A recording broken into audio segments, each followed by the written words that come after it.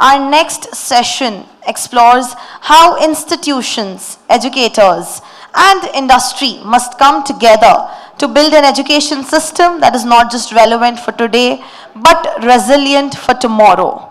To discuss this crucial theme, we have with us a distinguished panel of academic leaders and education inventors. I want all of you to please put your hands together for Dr. Bharat Bhushan Singh, Director, Vignana, Jyothi Institute of Management. A round of applause, come on ladies and gentlemen. Let's put our hands together for Dr. Bharat Bhushan Singh.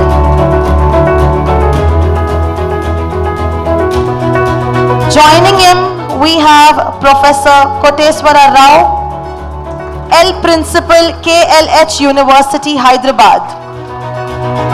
And Syed Hameed, Director, MS Education Academy and a National Awardee. Can we all put our hands together for the gentlemen, everybody?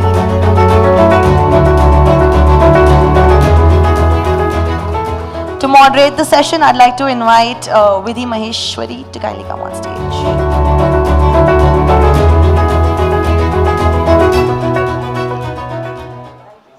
We have senior educators joining us for this panel, and I have to say at ABP Desam Smart Ed Conclave, we've had some very interesting conversations, from the youngest investment banker to an 18-year-old coder to talking about how schools are changing, how universities need to change, EdTech. A lot of conversations have happened. And we all have understood that AI is not coming. It's already here. Change is happening and education systems need to evolve. Firstly, I'd like to thank all of you to join us. I hope you're all feeling well, doing well. So you all can take your mics. So firstly, I'd like to ask, are degrees becoming secondary to skills starting 2026? I'd like opinions from all of you, sir, starting with you, sir. Okay, so thank you very much. I want to put it this way. How do we validate somebody's learning? There has to be a system which validates. And those degrees are validation. So it's not going to be irrelevant. That's point one. Point two is learning is changing. I will reflect on how we learn. Sir is here, sir is here. In our time, the learning was knowing. So if you know, you have learned. So repository of knowledge was learning. Somebody knows he is a pandit, he is an acharya, he is a teacher, great teacher, because he knows things. Today, it's the job of ChatGPT to know, Cloudate to know, Perplexity to know, not my job to know. So now the learning has shifted from knowing to doing. You should be able to do if you have learned. So this shift is paramount. Those institutions who are able to crack the code of learning, they should realize this. The generation is not going to listen to know. They have their devices to know. Make them engage to do, and then you have a lively classrooms. Thank you. Absolutely. So your opinion on this, about degrees, it's a conversation that has happened. Are degrees irrelevant? Are only skills important? I'm sure they have to go hand in hand. Yes. Definitely degrees are not irrelevant. They are relevant. At the same time, the industry is driven by the skill.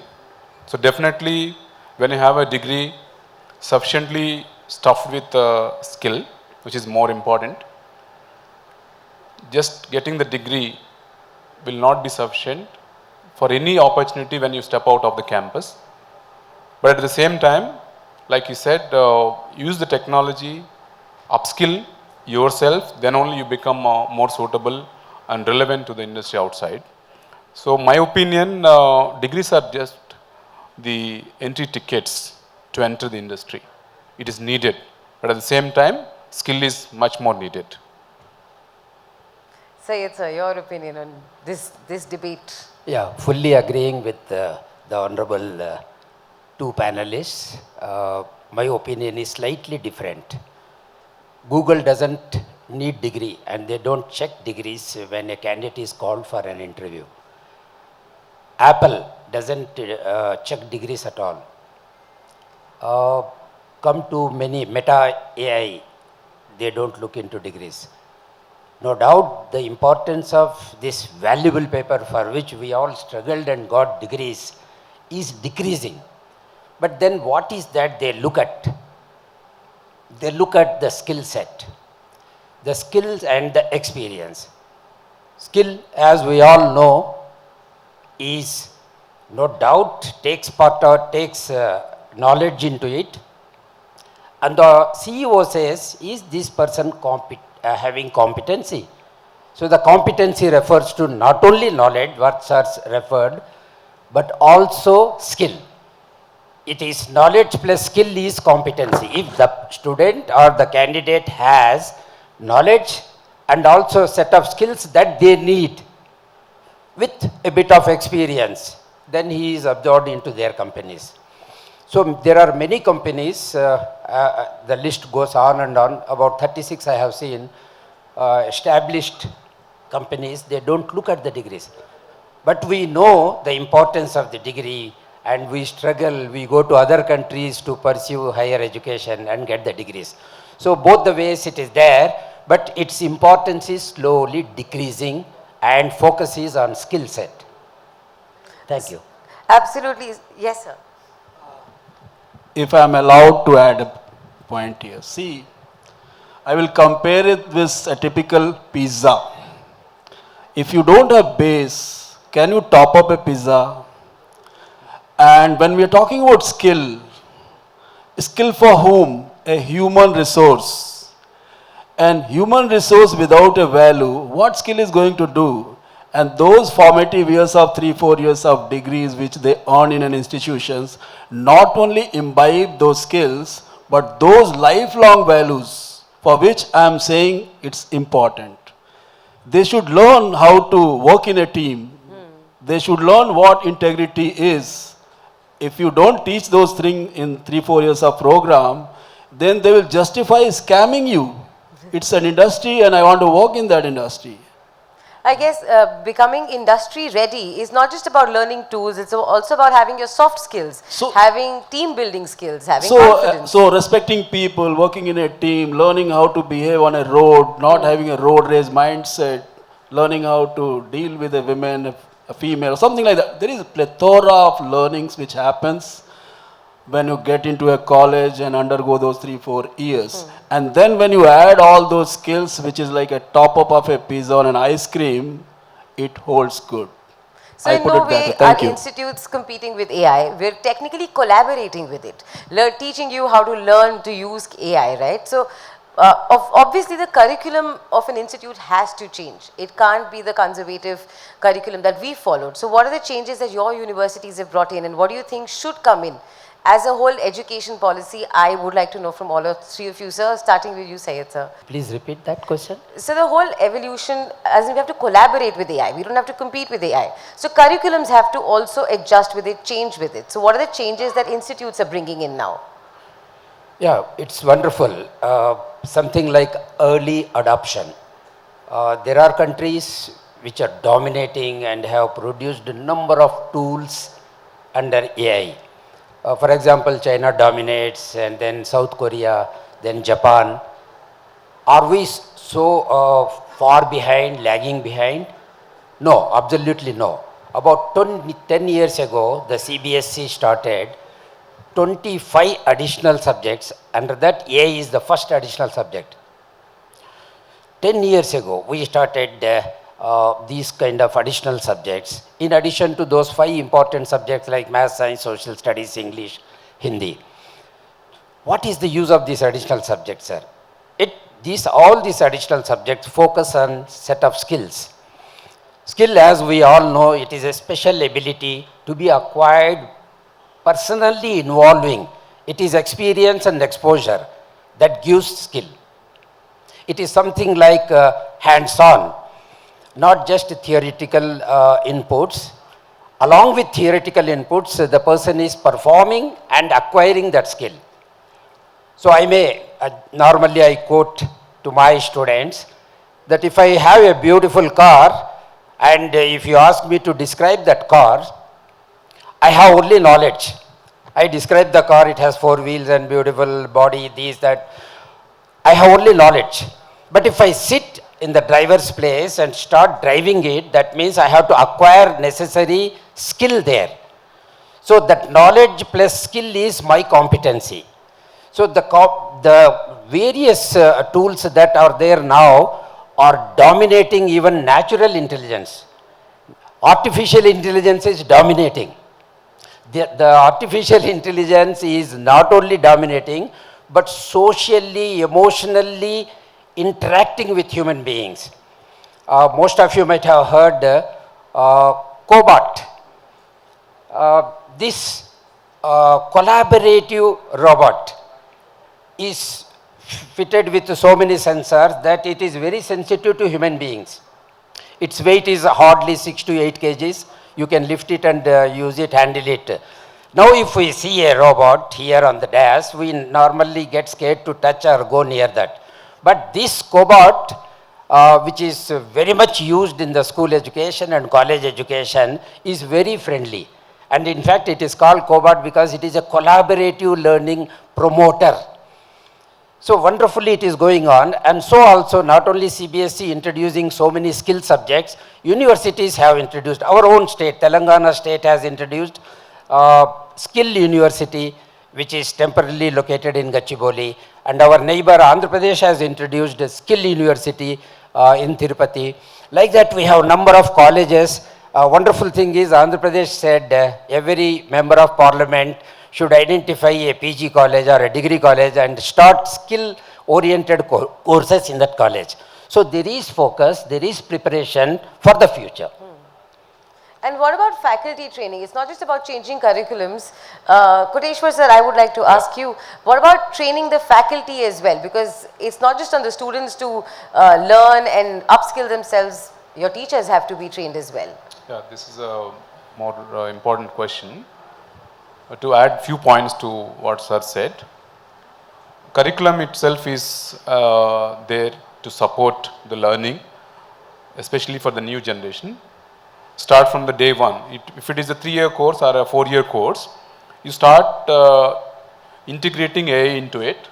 If it is a mathematics, you tell that age-old mathematics what we learn has been changed into mathematics for AI. How you are going to teach mathematics for AI.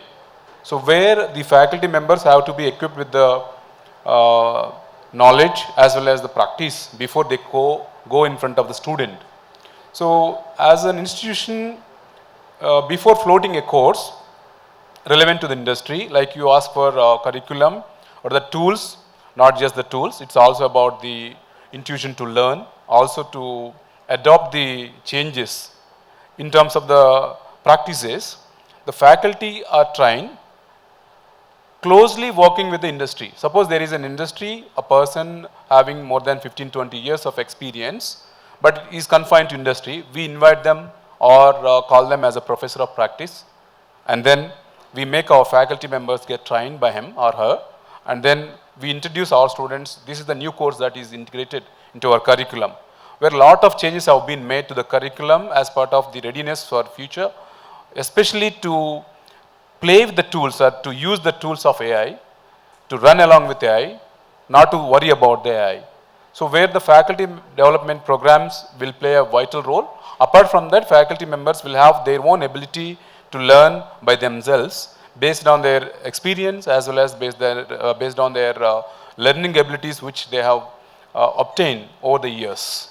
So definitely the faculty members have to be equipped with the required skill set to travel along with AI instead of making afraid of the, especially the students should not be afraid of AI or the AI tools.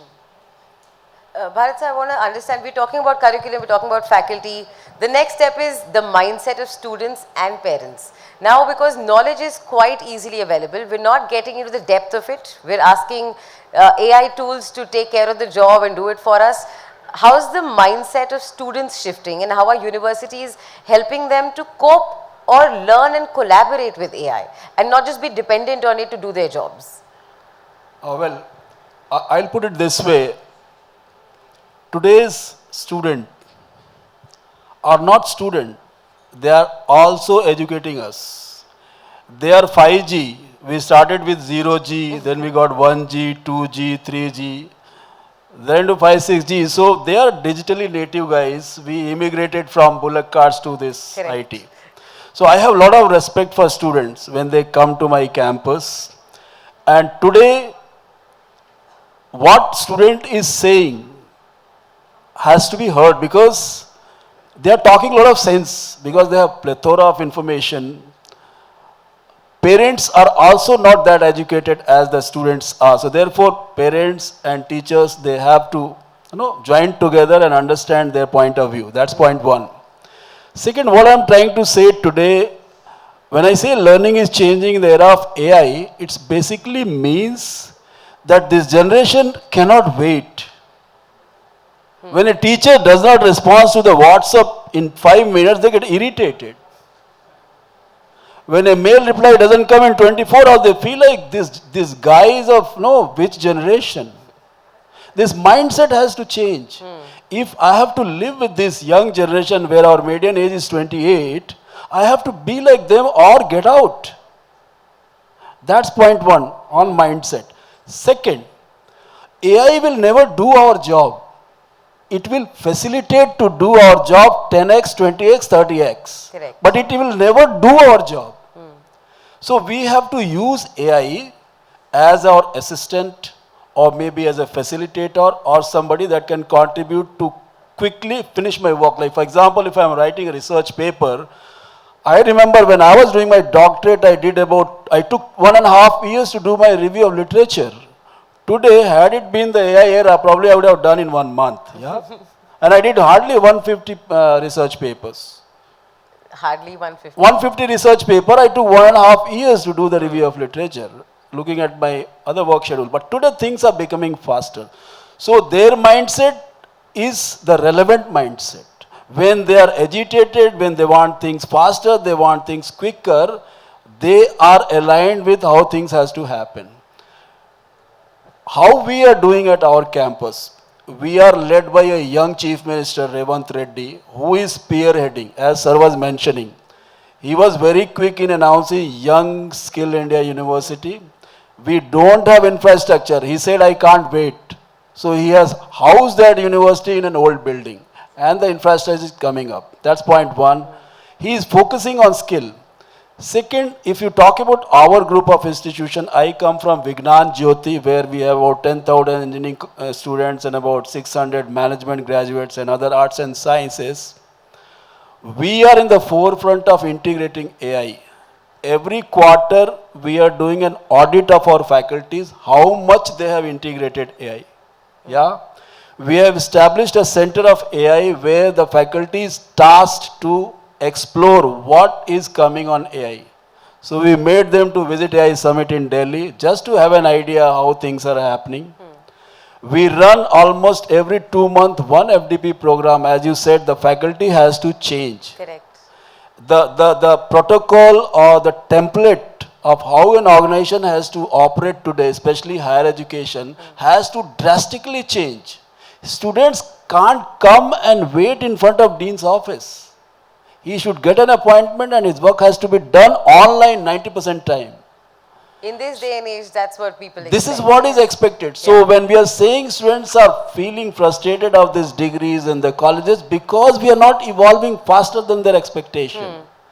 If you are a campus of that side, they will love to come to your campus.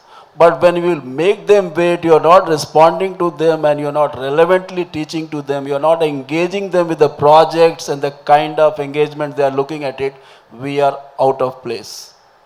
And that is not having any timeline. If you don't do, you are just out.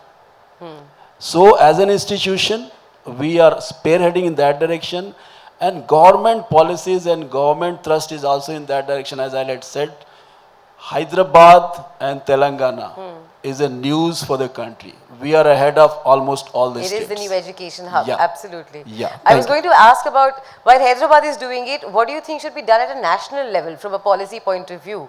What should be introduced in schools and colleges?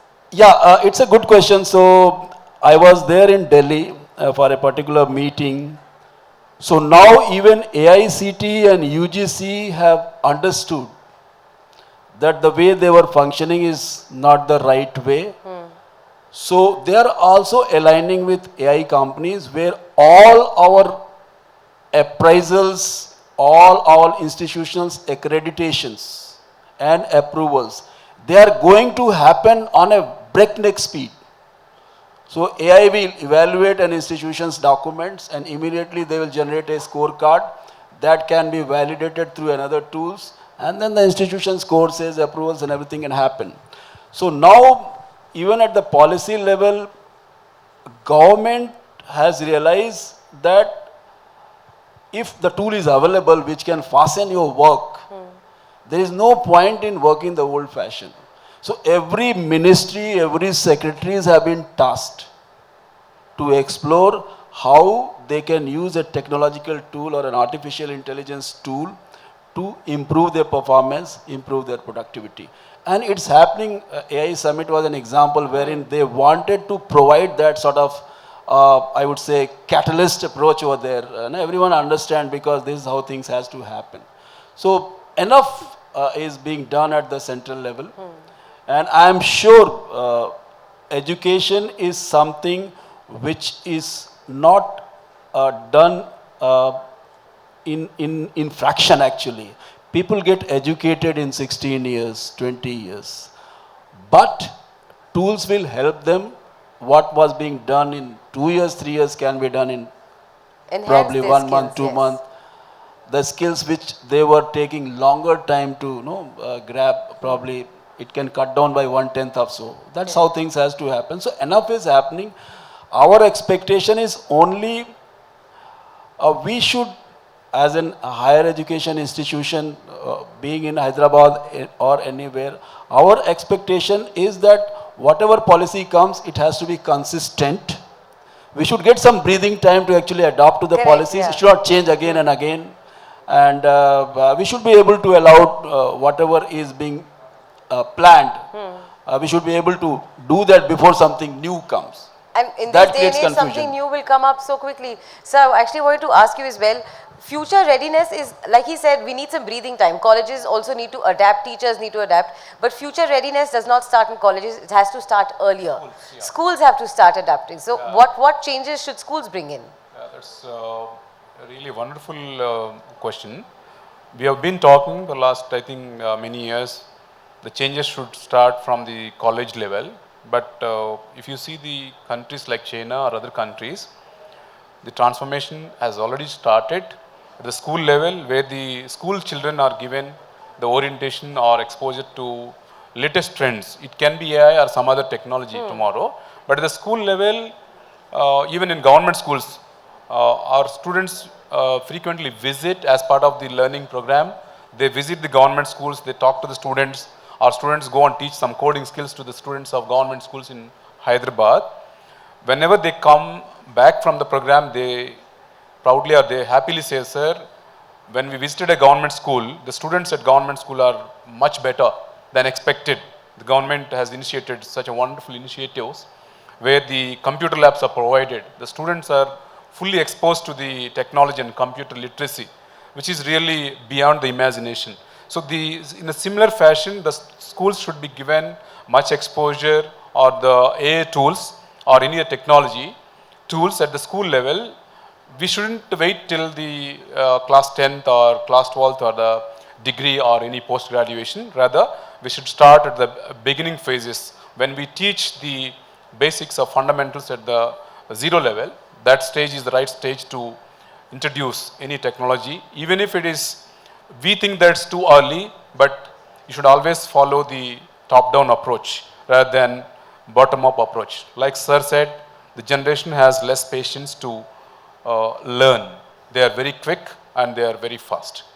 We want the results fast also. Yes. But I guess AI literacy is something which will become fundamental in schools like English or maths. AI literacy will become equally important. Sir, because we are running out of time, I would want all three of you to give a message to all the students out there who are probably getting confused using too much AI, probably overexerting their brains using coding but not using their own analytical skills. What message would you want to give to students ending this debate about how a degree might not be relevant today as well? Yeah. One thing all of us present here should carry home message is ethical use of this technology. Well, it has entered our drawing rooms, bedrooms, nonsense and misuse, abuse is increasing. So how are we going to educate the next generation and see that that part is curtailed or controlled at least? Today's papers also show how the face is read by the helpless person who comes pretending as if he is helpless, asking you to find out his pension is credited or not, and everything data is read from my face or from my touch or whatever it is. Today's newspaper gives that kind of report. It is bit scary and threatening. So let us use it for good, and it has invaded our classrooms at the school level. As a person concerned or attached with the central board with 35,000 schools and in 25 different countries, we have introduced these subjects where computer sciences, of course, is existing for the last 30 years. Apart from computer sciences, AI is an additional subject, as I said in my opening remark, and also IT is another subject, and informatics practices is another subject at the +2 level. So school level there is awareness, and it is percolating down from the universities and colleges. It's a nice and good sign, but this misuse and abuse, we all need to think and try to control it. Thank you. Absolutely. To add one point, ma'am, while going out of the campus, when you start a career or you have your own startup, you should always think whether my technology, my AI can solve the problems of the society in a responsible way. And always there are so many problems. It's not just AI. It's always about robotics, like sir said, multiple domains are open to explore. Instead of confining to a specific area like AI, you should always integrate AI in every platform and also to solve the problems at every level. And a country like India needs a lot of implementation of AI into agriculture, healthcare, pharma. A lot of domains are there where the student, next generation, can look at the problems, find out the solutions. Along with AI, definitely AI will find out a lot of solutions, solutions to the problems that we face as a big country in the world. And they have to be so responsible. Whatever the skills that they learn as part of their graduation, that should be useful for the society. Thank you, sir. Sir, your inputs for students. Yeah, my message to all the students here is, see, Rolling Stone doesn't gather mass. You need to have patience to succeed. If you are in a hyper world, it doesn't mean things can happen the way you want. Success will come when you spend some time and you have the patience to wait for the time to come. Because options are enormous, plethora of options are available. If you don't give the gestation period for a particular options to work for you and you move to a next, to the next, to the next, you will find frustrations setting into it. So AI or no AI, success mantra has always remained one, that your life is a marathon. You have to be focused and run towards your goal and have that patience to wait for the result. Don't become impatient. Thank you so much. Thank you so much, sir. Thank you so much, gentlemen, for joining us in this absolutely insightful session. Thank you. Thank you so much, Dr. Bharat Bhushan Singh, Professor Koteswara Rao, and Mr. Syed Hameed, for your perspective that has clearly shown us that in the age of AI, education must go beyond degrees and move towards adaptability, innovation, and real-world relevance. I now request Mr. Sunil Goswami, Head News Video ABP Live, to kindly come on stage and felicitate our panelists. Special thanks to Ms. Vidhi Maheshwari, our moderator, for steering this engaging and thought-provoking conversation. Can we all put our hands together, ladies and gentlemen?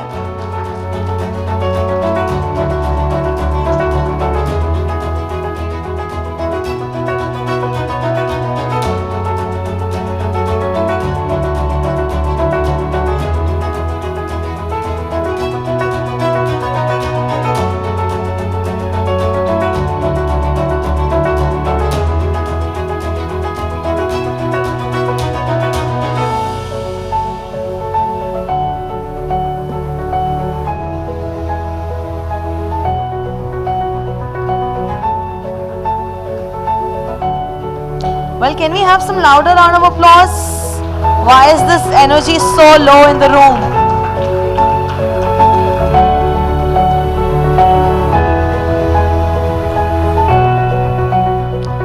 Thank you so much, everybody.